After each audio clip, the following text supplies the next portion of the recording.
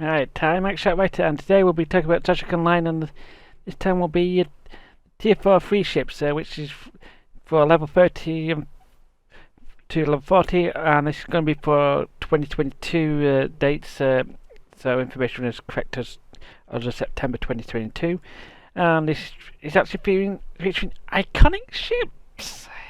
Yes. Haven't I done this before? Kind of, yes. 2 years ago, but that video featured only Federation ships. Since Tier 2, major changes happened in the game which relating to lower tier 1 to 4 ships, and it really matters who can fly them and the cost.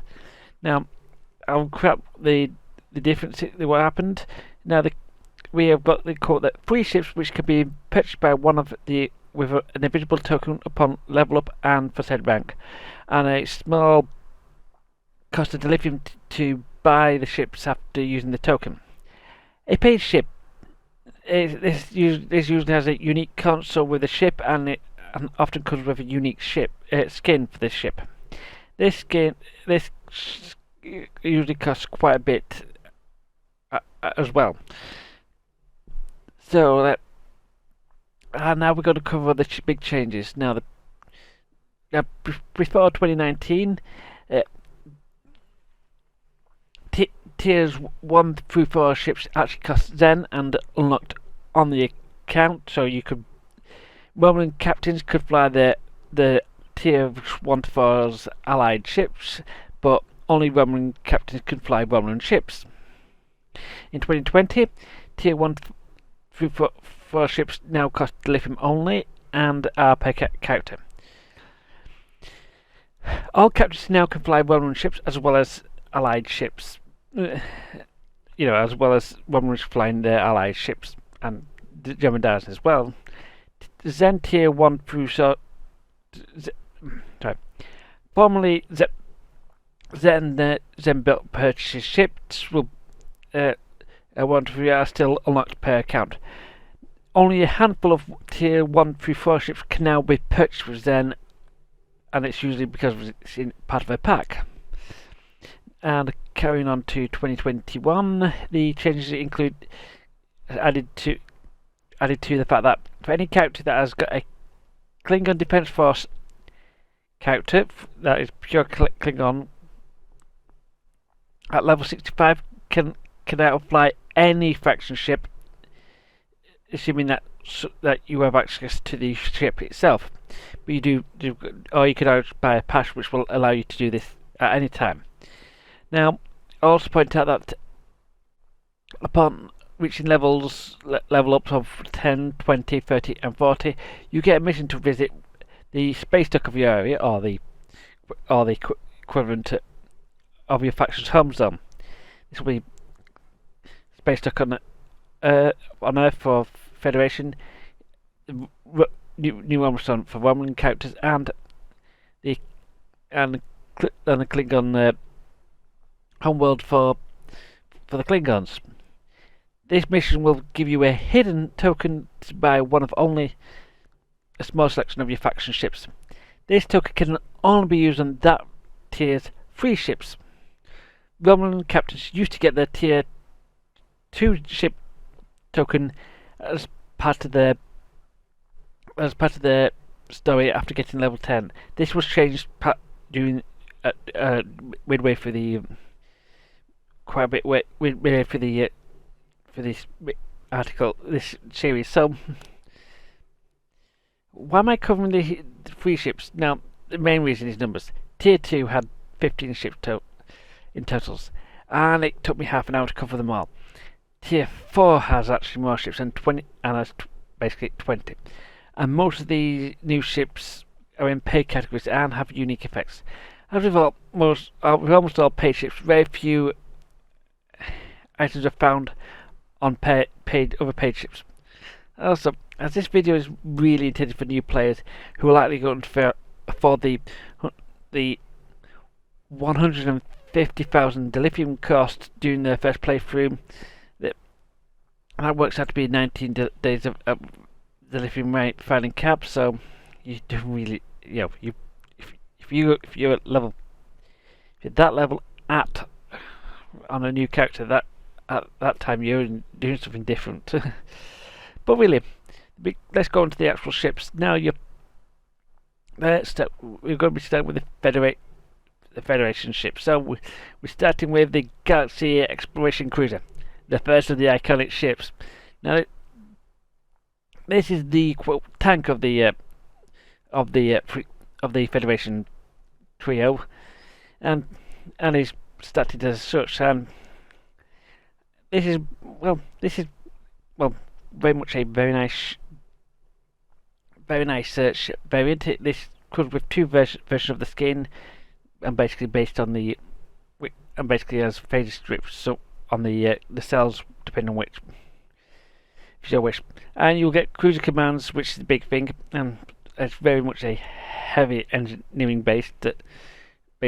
So, and then moving on to the Defiant Tactical Escort. It's quick. It's overpowered, overgunned, and well, it hits hard. Now, it's really is a little bit. It is a tough little ship, as quite a few people have known, and really does hit hard, and it equips dual cannons, and well,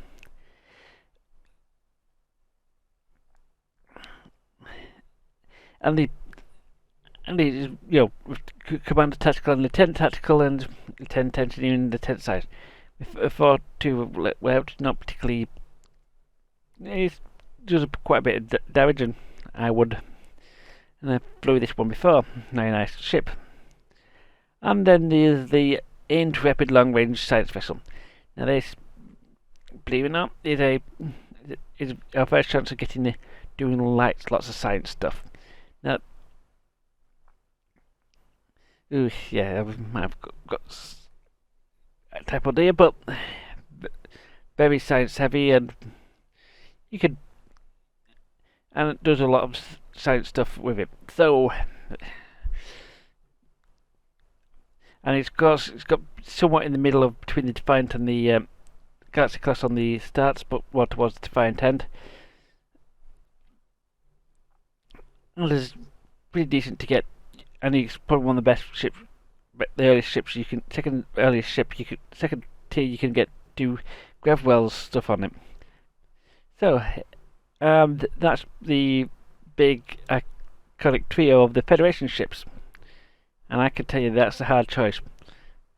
The Enterprise, the Defiant, or Voyager. Well, that's not the only. But if you're not a Federation, you'll be want to know what the Klingon defense is going to be getting.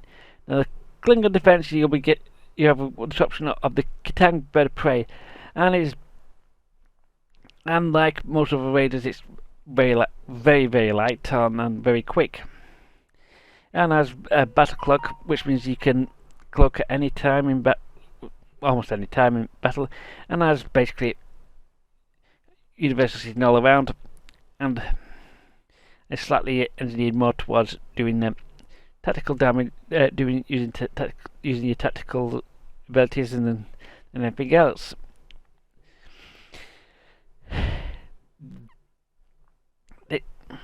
Then there's the somewhat iconic Voyager battle cruiser. I said it was going to be iconic, and it's quite tanky. It's not as tanky as some of the other ships, the other options for the other factions. It still can take quite a bit of hits and does a bit of damage. And it's because it's a battle cruiser. It's very much a hit hard ship, not a then get a lot of damage. Taking a lot of damage. It does do takes a bit of damage and can dish it out as well. And then final ship for the Klingons is the Pack Raptor. Whilst not as quick and agile as the Raiders, is very much a heavy on the tactical stuff sides of things, and it's quite good, decent heavy weapons platform, and and it's and it's quite actually decent at doing its job. So with the if you were on the one side, we're going to be going to see the Republic. You got a choice of a pair of ships this time round. Now, yes, that's right, two ships. You got the choice of the Dedeodex warbird. This was actually the only choice initially when you got to Tier 4, but this is quite often a big shock for Romulan captains, because you've been flying three escorts of various types, and suddenly you get thrown into a tank, and you've probably geared your ship towards with dual cannons and stuff, and well, you've just suddenly got nothing to stick in your in here, and it's very tricky to suddenly switch to a tank in the middle of a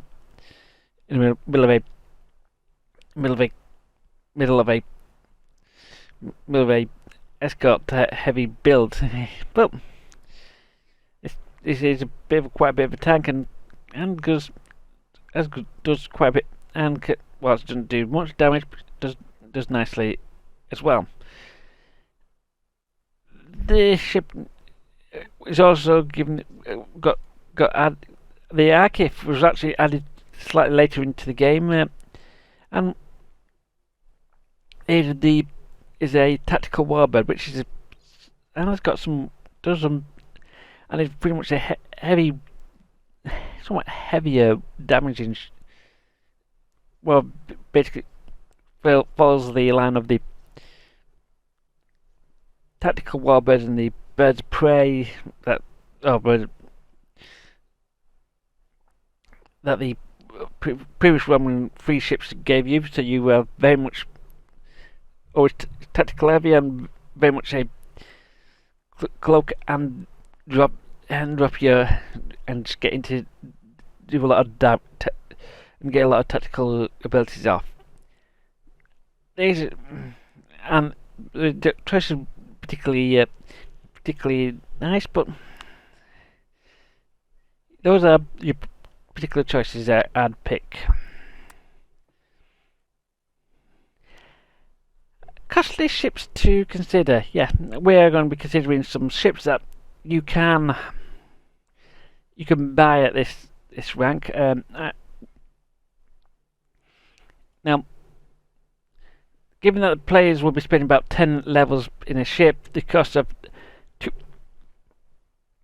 150,000 dilithium is not often enough time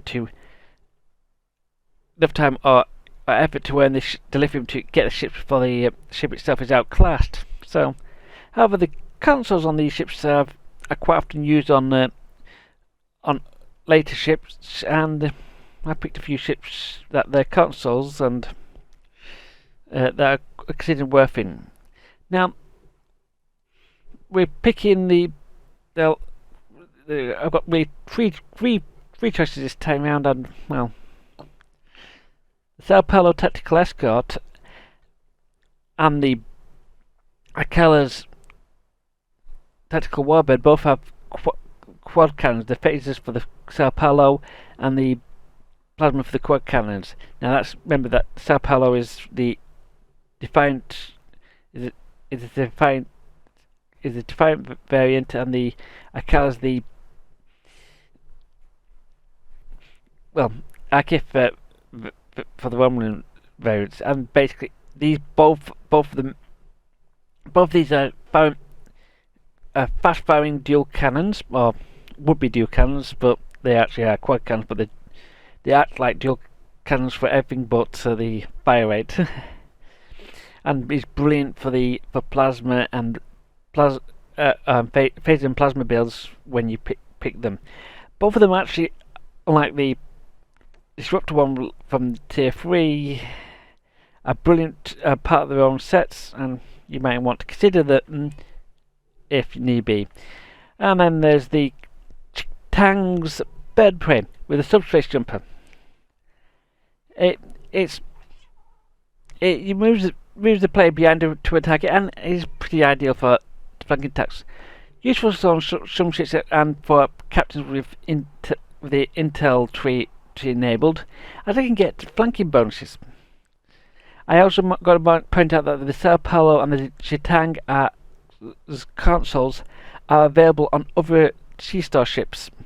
Admittedly, one of them is going to be they are available on the legendary versions of a Burrell and the Defiant. So those are very expensive variants, and so you may want to still consider getting these ships if you the lithium if you so wish. Also, I've got to point out that we've got Tier 4 scaling ships. Now, the company have 3 Tier 4 scaling ships, or I'm going to call them T4Ss, as it is intended to be flown for the tutorial up to level 40. The prototype Walker exploration cruiser is currently the only one available for purchase, and you could either buy it effectively on its own for 1500 Zen or 12,000 Zen, depending on what goods you want with it. There's also the Kabashimaru Fate and the Tongju Fate that were rewards in a June 2020 event campaign. As a recording, there is no source that they're available for people who didn't complete the event or weren't around for that particular event. So, I also got to point out some weird things. Some endgame builds can actually work on Tier 4 ships. With commander seating, most Tier 4 ships can be built to use many of the simplified endgame bridge officer layouts. At this point, the ships can get access to most of the tools that a Tier 6 ship have, but just not able to have that many of them used at any time, or the effects will be weaker than the Tier 5 or Tier 6 versions of that ship, because they just don't have enough. They don't have that many big stuff.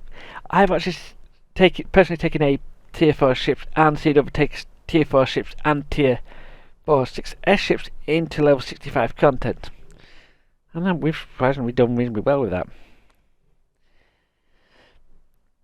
But anyway, this has been Mike Writer. See you guys next time.